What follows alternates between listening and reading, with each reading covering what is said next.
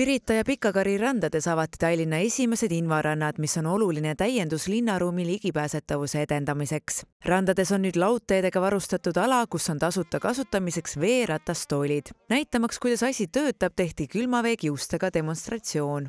Tahtsime proovida seda, kas see ümber ka läheb. Proovisime, aga see ei õnnestunud.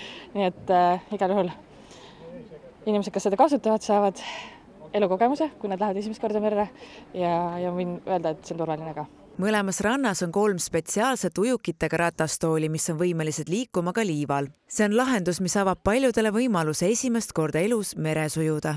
Kas te olete varem ise meres ujumas käinud? Ei. Esimene kord ma juba haigi 27 aastat ja esimene kord ma tulin siia. Kas tundus usaldusväärne masin? Jaa, tundus küll.